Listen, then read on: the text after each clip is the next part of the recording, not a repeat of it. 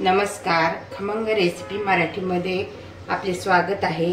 तर आज आपण बनवणार आहोत चुरमा लाडू। तर चुरमा लाडूसाठी आपण पहिल्यांदा काय करणार आहोत, मी ते काजू घेतलेले आहेत, बदाम घेतलेले आहेत, ते मी पहिल्यांदा भाजून घेणार आहे। ही खसखसही मी भाजून घेणार आहे आणि नंतर मग आपण पुढचं रेसिपी पाहूया। इथे मी गॅसची फ्लेम चालू केलेली आहे। आता त्याच्यामध्ये मी पहिल्यांदा बदाम भाजून घेणार आहे। बदाम आपल्याला व्यवस्थित असे भाजून घ्यायचे आहेत।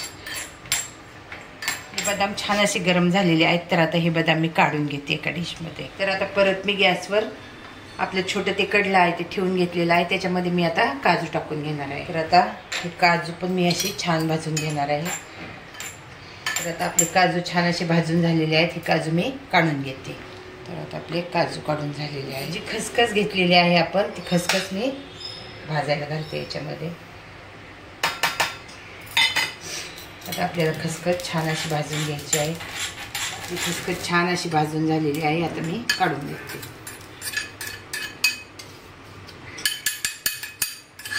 तर आता मी आपले चुरमा लाडू करण्यासाठी मी इथे 2 वाटी गव्हाचं पीठ घेतले आहे। मी जे आपल्या रोजच्या वापरातलं गव्हाचं पीठ असतं दळलेलं तेच घेतलेलं आहे। तुम्ही चुरमा लाडूसाठी जाड गव्हाचं पीठ वापरू शकता आणि त्याच्यासाठी मी इथं अर्धी वाटी रवा भाजून घेतलेला आहे। आता मी हा रवा याच्यामध्ये टाकून घेते। आता आपल्याला त्याच्यामध्ये चवीप्रमाणे मीठ घालायचे थोडंसं। आता गोड पदार्थात मीठ घातलं पाहिजे म्हणून आपण मीठ घालून घेतलं। तुम्ही मीठ स्किपही करू शकता। आता मी याच्यामध्ये 2 चमचे तूप गरम करायला ठेवलेलं आहे। आपलं गावरान तूप आहे। आता ते गरम झालं की मी त्याच्यामध्ये ओतून घेणार आहे। आपलं तूप छान असं गरम झालेलं आहे। आता आपण हे तूप याच्यामध्ये ओतून घेणार आहोत।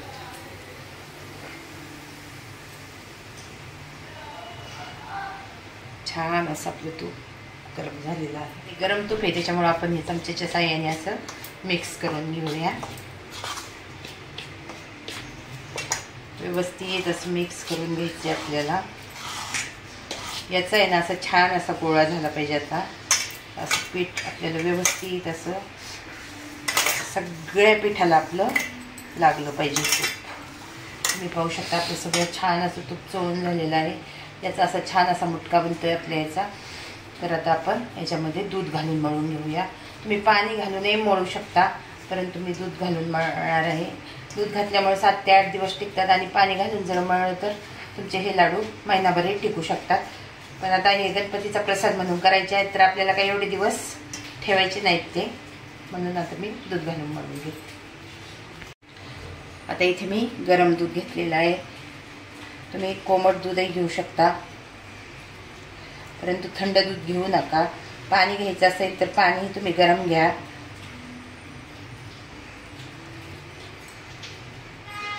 आता व्यवस्थित आपल्याला हे पीठ मळून घ्यायचं आहे। आता ह्या पिठाचा मी छान असा गोळा तयार करून घेते। तर आता आपलं पीठ छान असं मळून झालेलं आहे। तुम्ही पाहू शकता किती मऊसूत असं पीठ मळून झालेलं आहे। तर आता हे जे पीठ मळून झालेलं आहे ना, त्याचं आपल्याला थोडंसं हे घेऊन अशा प्रकारचं आपल्याला नखाने दाबून असं करून घ्यायचं आहे सगळं आणि मग आपल्याला तुपामध्ये तळायचं आहे। तर मी हे सगळं अशा प्रकारे बनवून घेते। तर आता मी सर्व अशा प्रकारे बनवून घेते, नंतर तुम्हाला तळताना दाखवते। आता अशा प्रकारे आपण याचे मुटकुळे तयार करून घेतलेले आहेत। तर आता हे आपण तुपामध्ये छान असे तळून घेणार आहोत। तर मी गॅसवर एक कढई ठेवून घेतलेली आहे।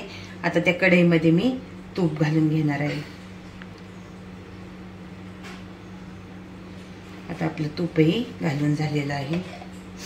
आता तूप गरम झाले की आपण तळून घेणार आहोत। आपलं तूप गरम झालं की नाही त्याच्यासाठी आपण एक पिठाचा थोडासा गोळा त्याच्यामध्ये टाकून बघणार आहोत। तर आता आपलं तूपही छान असं गरम झालेलं आहे। आता आपण त्याच्यामध्ये हे जे मुटकुळे केलेले आहेत पिठाचे ते टाकून घेणार आहोत।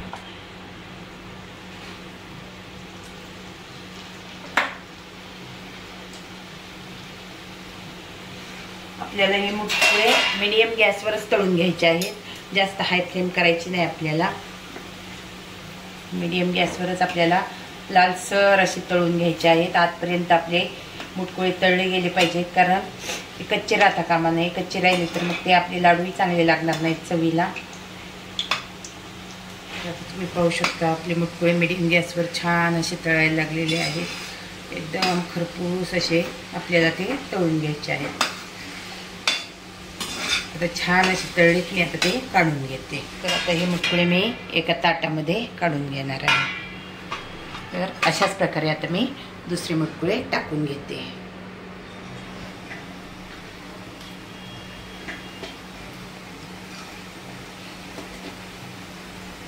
आता अशा प्रकारे सर्व मुटकुळे मी तळून घेते आणि नंतर तुम्हाला दाखवते. अशा प्रकारे आपले सर्व तळून झालेले आहेत. आता मी काढून घेते ताटामध्ये.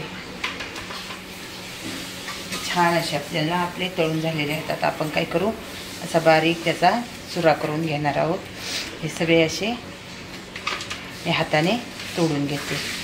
सगळे तोडून झाल्यावर मी तुम्हाला दाखवते. आता हे मी मिक्सरला बारीक फिरवून घेते. आता हे मी मिक्सरला बारीक करून घेतलं आहे. आता आपण ते चाळून घेणार आहोत.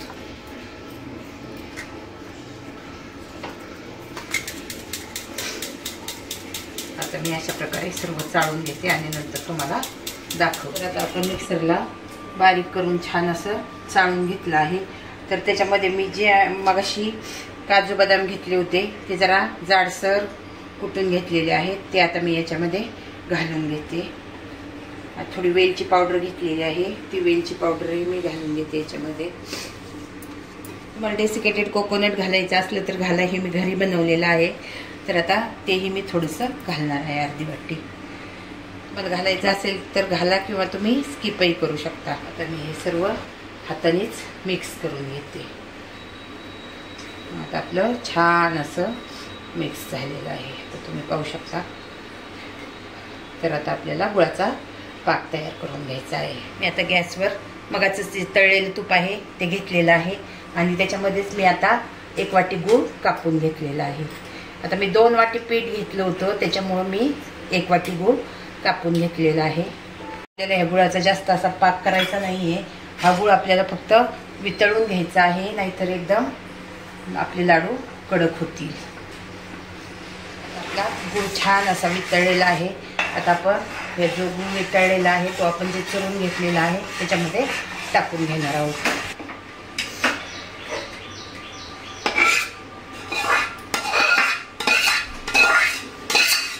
हे मिक्स करून घेणार आहोत.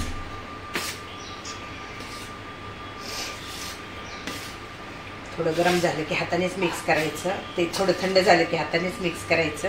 हे गरम आहे म्हणून मी चमच्याच्या साहाय्याने मिक्स करते. तर आता तुम्ही पाहू शकता किती छान आपलं असं मिश्रण तयार झालेलं आहे लाडूचं. तर आता एकदम छान असे लाडू आपण वळून घेणार आहोत. तुम्ही कसेही वळून घ्या आणि आपल्याला खसखसमध्ये जे भाजलेली खसखस आहे त्याच्यामध्ये आपल्याला वळून घ्यायचे आहे. अशा प्रकारे आपला छान असा लाडू तयार झालेला आहे. अशा प्रकारे मी लाडू सर्व वळून घेते. तुम्ही पाहू शकता आणि खसखसमध्ये बुडवून घेऊ शकते. तर अशा प्रकारे मी सर्व लाडू आता वळवून घेते आणि नंतर तुम्हाला दाखवते. तुम्ही पाहू शकता आपले चुरमा लाडू किती छान असे तयार झालेले आहेत. तर तुम्ही अशा पद्धतीने चुरमा लाडू करून बघा. आपल्या गणपती बाप्पासाठी हा प्रसाद खूप छान आहे. आणि माझी ही रेसिपी तुम्हाला आवडली असेल तर माझ्या व्हिडिओला लाईक करा, शेअर करा. तुमच्या काही कमेंट असतील तर कमेंट बॉक्समध्ये लिहायला विसरू नका. आणि तुम्हा सर्वांना माझ्याकडून गणेश चतुर्थीच्या हार्दिक शुभेच्छा आणि माझा व्हिडिओ पाहिल्याबद्दल धन्यवाद.